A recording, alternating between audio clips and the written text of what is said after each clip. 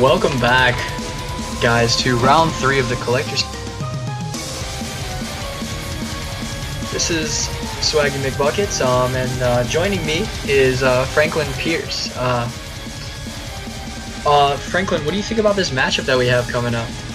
Well, I just got my headphones in, so, let's see. I already forgot what Whitney's team was. I know that I've seen it a couple times, but just seeing how much we've witnessed from Sean in the last round, as far as his ability to adjust, I'm excited to see how well he's going to face off against Whitney. Because if I remember correctly, Whitney's got a Tapu Lele of his own, correct? Yeah, I believe he is running Lele Kartana.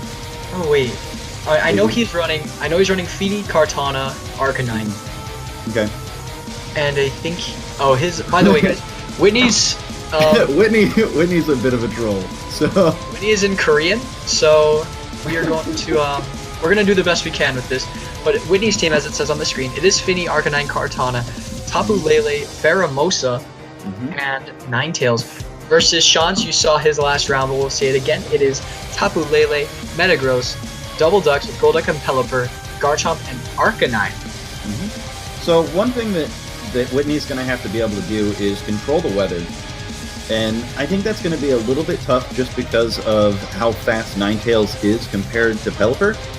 And the fact that neither one is particularly bulky. But if we had to pick one of them, Pelipper is far more bulky than Ninetales in most instances. So when we look at Sean's going to be able to lead out Ducks pretty safely against Whitney. The biggest threat there is honestly just going to be that Kartana, which once you've got the Tailwind up, Kartana's not a huge threat to Ducks anymore. And especially considering in like he could potentially bring that Arcanine. It's a little really well. He could have the Garchomp in the back with just Earthquake spread, and Hurricane does a ton of damage if that. But if that Kartana's holding something like an Assault Vest, for example, it could be able to stay a little bit longer on the field. We'll have to see what Whitney does when he goes into this match. All right, we are loading in. So bear in mind that Whitney does speak Korean, but Matt and I do not. So if we get a few things wrong here or there, please be patient with us, as we are not capable of reading Korean. But we do have Arcanine, Fini leading out, which is actually a pretty safe lead out. If you've got Fini Arcanine is pretty safe against pretty much everything. And we see that Sean over here leading out with Tapu Lele Metagross, but surprisingly, this Tapu Lele is slower than Tapu Fini. And I guess that reveals a little bit about Whitney's Fini. It could be potentially just really fast, or it could be something like that Choice Scarf that has taken a lot of popularity recently. We'll have to see what happens turn 1 of this game. Yeah, for sure, because now that you don't have the... let me start that sentence over. We got real good on that one. Now that we've got Psychic Terrain up, that boosts the Metagross, it boosts the Tapu Lele. And it's really unfortunate, because Arcanine wants to get the Intimidates off, wants to reduce the attack, but with Clear Body on Metagross, that wasn't effective. And then Tapu Fini being slower usually comes out so that it can... Oh my god, that is soaked. So Tapu Fini usually wants to be slower to prevent Psychic Terrain, but it wasn't capable of doing that. And we do see that Tapu Lele is faster than Arcanine, so that suggests that we've got a fast Tapu Fini as opposed to a slow Tapu Lele. And we do get the burn from that Flare Blitz, and Arcanine is going to faint due to the recoil on the Flare Blitz. But because we've got the Metagross burned, it's not doing that much damage to this Tapu Fini.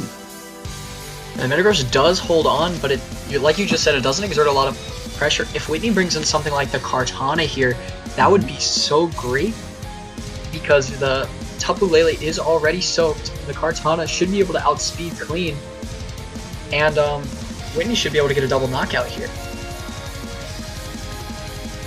Absolutely. I mean, it's just, oh, that's incredible. That soak early on, just too funny. And then bringing out Kartana, it's going to threaten this Tapu Lele.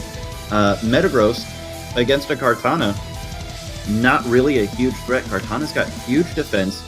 And then Metagross being burned, doing less than half to this Tapu Fini already. I mean, this is a really entertaining match from Whitney. Great game one, great lead outs, great positioning. I mean, that Metagross Lele in Psychic Terrain would be a huge threat, but Whitney's done an amazing job controlling it. And we do actually see the Arcanine come in, so that'll hinder the Kartana a lot here. We'll see what the Kartana does go for. It goes for the soak actually on the Metagross too. Very interesting play. And we see the Kartana just go safe, just go for the Leaf Blade. Critical hit most likely. That Arcanine for 50%. That is immense damage. And then now that we've eliminated the stab boost from this Metagross, and Fini gets a Pinch Berry, everything that I know was up has been down. Everything that's down is now up. Cats and dogs living together. Like, what is this? This Tapu Fini has a Pinch Berry. It looked like it was Scarf. Everything is going just absolutely wrong. What is going on right now? That's actually very interesting. As we previously assumed, the Tapu Fini was the Choice Scarf, and it outsped the Kartana. That could be just a very slow, like, defensive Kartana here. And now Whitney's in a pretty good spot as it is. That Lele isn't, even though it's the Kartana's intimidated, it's not gonna really want to take a lot of hits. We do see the Garchomp as the final mon as well. But now that we've got Soak, we've seen Soak on the Tapu Fini. Whitney playing that very smart, only going for Soak on Tapu Fini until the berry was revealed. But now Tapu Lele going down extremely quickly. Unfortunate for Whitney that he didn't get the Scald burn on Garchomp. Psychic Terrain would have allowed the burn to happen, but no dice for Whitney here. Yeah, but Whitney definitely played that turn very safe, picking up the KO, which that could and it is important to note that the Kartana does in fact outspeed that Lele as well, but the Arcanine did not. So it's just a way that these Pokemon are trained.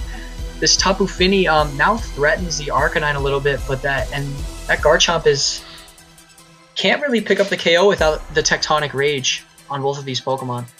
Yeah, and we didn't see in the last round whether Sean even has that Tectonic Rage. And so we've been under an assumption that maybe it's Scarf, but that Tapu Fini, what? All right, that Garchomp is definitely not Choice Scarf, as Tapu Fini and Kartana outsped and pick up the knockout. Oh, man. Arcanine now going for the Wild Charge. Bringing the Fini down to the red, but this game looks like it's going to be wrapped up. Soak looked too strong for what Sean brought to the matchup, and it looks like that he's going to have to adjust for game 2. Yeah, this Arcanine not even getting enough recoil to get potentially down into Pinch Berry range. I think that if he had been able to pick up the KO against Fini, he might have been able to get the Pinch Berry activation if that's what he's got. We do see the forfeit here, which again, for anybody that doesn't speak Korean, which is all of us, that was the forfeit screen. Realizing that he wasn't going to get low enough to pick up a Pinch Berry potentially, it looks like he just doesn't want to reveal any more information. I mean, I don't really know enough words to accurately describe what Whitney has tried to pull out here. We saw that the Fini had a Pinch Berry and outsped the Kartana. This whole game has been nothing but memes. And for anybody that doesn't know Whitney, that is Whitney. Whitney is absolutely just a meme king. Whitney is always used unorthodox teams. He's used Eevee a lot of the season that Serapis of the VGC won regional with, and I believe at the Anaheim Open he brought a Gigalith Politoed team. So if that doesn't tell you enough, like, that's a very, very interesting. if Sean needs to adjust, that rain mode, honestly, it looks pretty threatening to Whitney's team if he can get around that Fini. The Kartana did underspeed, and a lot of them don't, so if it is a certain type of variant, it could be the Assault Vest, especially with the Smart Strike. It's not a very common move on the Kartana. We'll have to see what he's going for here. And it looks like Whitney is adjusted as well, so we see the rain mode coming out with Pelipper and Golduck. And Kartana doesn't have a whole lot of special defensive bulk, so it is a little threatened from, let's say, a Hydro Vortex from Golduck or an Ice Beam from Golduck paired with the Hurricane, which the rain boosts the accuracy of Hurricane to 100%. That's a big threat to Kartana. Yeah, absolutely. Being able to, he can potentially, if he plays this turn right, he could just pick up a double knockout. It'll only depend on what Whitney decides to do. Sean definitely changed his lead, I think, for the better, as he's able to potentially capitalize on both of these options. And with Arcanine here, we do have to be aware that Arcanine are capable of running Helping Hand to help out this Kartana, but that might be a sacrificial move from the Arcanine if Whitney decides to do that. And, I mean, especially on turn 1, I don't think that that's necessarily where he wants to be. But Pelipper going for a Protect here. Sean absolutely values the Pelipper here, knowing that that's going to help him out later on. And we do see the Golduck go for that Hydro Vortex. If this targets the Kartana and wipes it off the field, that would be huge. Sorry about that. He does target the Kartana. We'll see if this picks up the knockout. So Kartana is... And it picks up the one-hit KO. That rain boosted Hydro Vortex with the stab boost on top, and then Whitney targeting into that Pelipper. So... I mean, Sean could have been thinking that, okay, we've seen that this is a slower Kartana, slower than a Pinch Berry Fini, so there's something fishy going on. Maybe a lot of bulk investment into that Kartana, possibly. So going for the Protect just to save the Pelipper, just in case something goes wrong. And now that we've got the weather pretty comfortably in Whitney's side, he can go ahead and set up some defense on his end with that Ninetales. He could go for the Aurora Veil, or he could, if he Blizzard. Because if we look at what he brought last game, if just with the safe play of getting rid of the Kartana, that could symbolize that Sean might not have the Arcanine in the back as a safe Blizzard switch. So if he brought the Garchomp, for example, that would be very important to just try to pick that up as fast as you can. The Ninetales actually just going for the Blizzard, dealing 50% to Pelipper and a decent chunk to the Golduck. The Golduck hitting the Ninetales for a good chunk of damage as well with the critical hit, and Arcanine going for the Wild Charge, picking up the KO on that Pelipper this turn to finish it off. Yeah, so now Whitney has done a pretty good job eliminating Sean's ability to have speed control with that double target between the 100% accuracy of Blizzard and Arcanine. So now in one turn, not only has Sean eliminated, or has Whitney eliminated Sean's speed control, but he's also eliminated Sean's weather control. And so for the rest of the game, Whitney's probably going to keep this hail going. 100%. And now that Metagross is extremely threatening to the Ninetales. We outspeeds the Arcanine. So if the Metagross has something like the Bullet Punch, it could just deal so much damage this turn. Picking up the KO on the Ninetales and maybe potentially picking up that KO on the Arcanine as well. And Arcanine being threatened by this Golduck, we've got this weird round robin of weaknesses here. So looks like Ninetales is just going to go for that Blizzard. What the freeze on Metagross! Oh, Whitney with a huge stroke of luck here, because we can assume that because there was no Bullet Punch that this Metagross would probably be going for some sort of Steel move against this Ninetales. Golduck picking up the KO. That freeze prevents Sean from having a nice double down, and Whitney survives to see another day. And with the Fini in the back, if Metagross doesn't thaw out soon, and potentially Sean has that Garchomp in the back, this could be very bad for Sean. Oh man, and Ninetales can have freeze dry, and so if we've seen the Tapu Fini going with Soak, so there's a chance that he could do a single target doubling. Not necessarily likely, but we've got another Blizzard coming. Metagross frozen. Golduck, without the rain boost, not quite as fast. And then we've got the Scald coming out from... Oh, no! Golduck barely survives. And Ninetales definitely does not survive this. Oh, no. So Whitney, not getting the Aurora Veil up to protect everything. And... now we're just going to see some chip on this hail damage, which is going to eventually pick up this Golduck, but it's almost too little too late. Golduck's damage has already been done. We'll have to see the Mon that Sean has in the back. And it is that Garchomp. Oh, it is. So, Garchomp now threatening a decent chunk of damage, but the problem is if he Earthquakes his own Metagross, and it looks like Metagross has thawed out, but, you know, one interesting thing is that, I mean, we've seen Scalds on both sides of the field, and Scald can thaw out the Metagross, so we could have seen some shenanigans there, something that maybe Sean needs to worry about for the next game. And Scald coming out now, again, seeing a Swords Dance on this Garchomp, which we didn't get to see the first game, and Whitney with this fairy terrain up, not able to get any burns on anything. And it looks like Sean is going to wrap up this game. Swords Dance normally symbolizes that it is probably the Tectonic Rage variant, and we're going to have another game 3 for you guys. Oh man, this is incredible. But Metagross at pretty low health, Garchomp nearly full health against Tapu Fini. Tapu Fini can really only pick one at this point, and if you're right, we've got this Groundium Z, that could spell the end.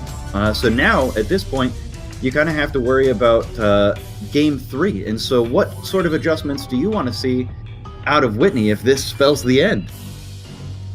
Oh, Sean actually goes for another Swords Dance hit. What is going on? Sean is absolutely trying to set up for the end game. And this kind of worries me. So, we've seen Soak out of Tapu Fini. This is a 1v1 end game. Oh, man. Does he have Moonblast? He goes for the Protect here. But if he's got Moonblast and he gets a critical hit on Moonblast, it looks like Whitney is trying to kind of fish for that Groundium, just to see if he's got it. Try and survive another day here, but I just... Oh, this is tense. Whitney goes for the double protect and unfortunately doesn't get it. He goes for the Earthquake, and that most definitely picks up the KO on the If I am Whitney here, the biggest threat, he realized that Kartana outsped almost everything on Sean's team turn 1. Yeah. So if that with that Kartana, he just let it die, and if it didn't die, then he could have gotten that soak thing going 100. He could have let that soak trend keep going, and potentially have just won him the game from that point. If he would have potentially have switched in, maybe let something sack, or maybe switch in that Fini to take the Hydro Vortex in, maybe just proc a berry or something. I think that would have been a nice adjustment potentially. The Arcanine, obviously, hindsight's 2020. The Arcanines did almost nothing to the Duck lead, and even died to the Scald in the hail. So that just tells you a lot about that. The Arcanine might not be the #1 pick, but I think the Kartana is something you want to save. Yeah, that Kartana did a lot of work for Whitney there.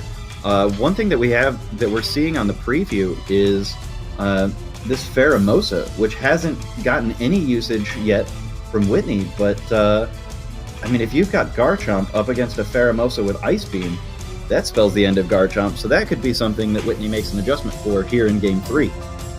Especially if Whitney can get rid of the Duck lead, I think that would be huge.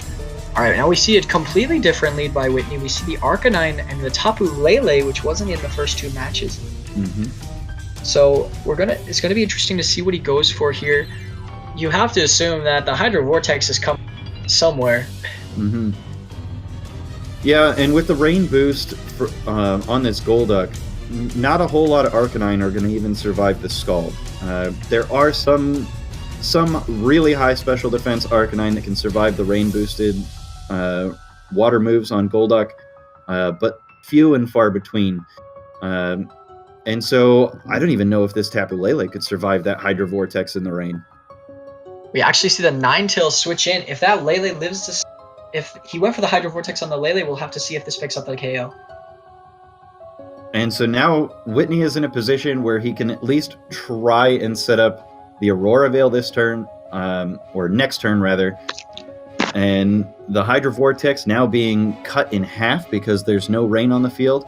But Whitney now also has to play a game of being able to control the weather a little bit, because as opposed to last game, I mean, he doesn't have guaranteed weather control. And it looks like Tapu Lele. Wow. Actually just picked up the clean one-hit KO. That's impressive damage out of that Golduck. And then Ninetales here taking the Scald.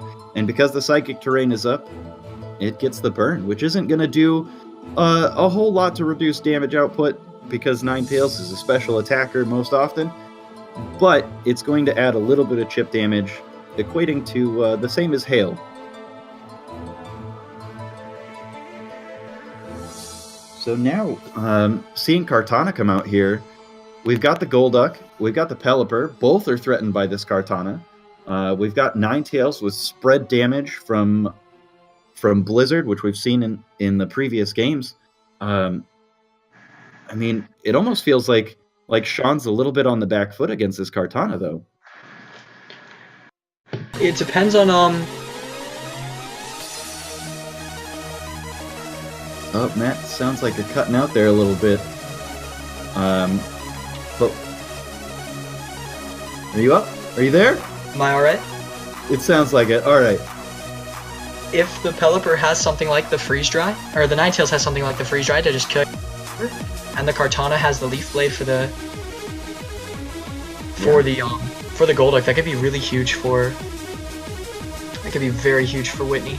But we do see the Blizzard. Kartana is going to be going for the Leaf Blade onto the Pelipper, so the Golduck gets a free attack off here. And it is kind of surprising because Sean had to have understood that Tailwind and Weather Control were going to be an important thing for him in this matchup, and it looks like a Hydro Pump connecting and picking up this Ninetales. That's a very big turn, as both Weather Setters get knocked out. And the count is 3 mons to 2 on Sean's side. If Sean does have the Arcanine in the back, that could be very important to kill this Kartana. But it might not be the last mon. He might not have brought it, as we do see Metagross field here. And so now Arcanine may or may not be able to pick up the KO with that Flare Blitz. Metagross is a very defensively bulky Pokemon, but Arcanine is definitely putting on a good amount of pressure here. And Kartana with that +1 attack from Beast Boost. Well, we can presume +1 attack because we've seen that this is a fairly slow Kartana, so probably not getting any other boosts. Absolutely. This Kartana, yeah, most likely is definitely the attack. I believe we saw it in Game 1 in Korean, but we do get the clean Leaf Blade KO onto that Golduck. This looks like, I would assume, a Flare Blitz onto the Metagross here. But a Beast Boost picking up on Kartana. So Kartana is at +2 attack, and a Firium Z out of Arcanine. This can be fairly unusual. We see Electrium Z on Arcanines, we see those Pinch Berries on Arcanines, but Firium Z, not very often used in my knowledge. But going straight into that Metagross. A beautiful thing for Whitney to reveal in Game 3 is that will cleanly one-shot that Metagross. So now, Sean has lost his Weather Abuser, and Metagross his high damage output, which abuses the terrain. So now we're down we're down 2-1, and with Garchomp against a +2 Kartana, that Leaf Blade's going to do a huge amount of damage. That might just be able to pick up the knockout for Whitney here. And I think it all depends. I believe that the Kartana, it revealed it earlier that it does outspeed that Garchomp. So we're going to have to see if the game ends this turn and it cleanly picks up that KO. So we're going to see Whitney Johnson being our, I believe they were both 2-0. He is going to be 3-0, and that should lock him for top cut of this midseason showdown. Yeah. And that was fantastic adjustment from Whitney. Game 1 showing off that he's got a little bit of a troll team, showing that he's got a very fast Tapu Fini, and oddly enough, a very slow Kartana. And the combos with Soak Fini and a Kartana, which I still can't comprehend why that's so slow. I mean, maybe he forgot to put EVs on that thing somewhere. But I mean, great adjustments on both sides. I mean, Whitney Johnson showing off that he's got the troll team, and then game 2, Sean adjusting and making sure that he eliminates all the threats with that Sword Stance Garchomp endgame. And then game 3, Whitney just making sure that he eliminates everything as needed. No, it was unbelievable. Beautiful set by both players. That was another switch in momentum as we saw just the Soak strat just completely dominate game 1 by Whitney. Ducks just exert so much offensive pressure game 2. And game 3, that was a kind of a back and forth. They both traded, but without Sean bringing Arcanine in the final game, it just allowed for Whitney's Kartana to just kind of tear through everything. The Fiery MZ was so important to pick up that KO on the Metagross, as if it was Choice Band and went for something like Hammer Arm, that would have just sealed up the game. Yeah, and we've been talking about this the entire tournament, that this is just a game packed with trying to find out as much information as possible. And Whitney saving that Fire MZ till game 3, just showing that he absolutely understands that this is a game about information. And Whitney is an experienced player for years. He top cut I believe a couple regionals back in 2014 and 2015. So he's been playing this game for a very long time. Yeah. All right, well, that'll wrap up round 3 for us. We're going to go on a short break, and then we'll come back for round 4 and subsequently top cut. So stick around, guys. We'll see you guys later.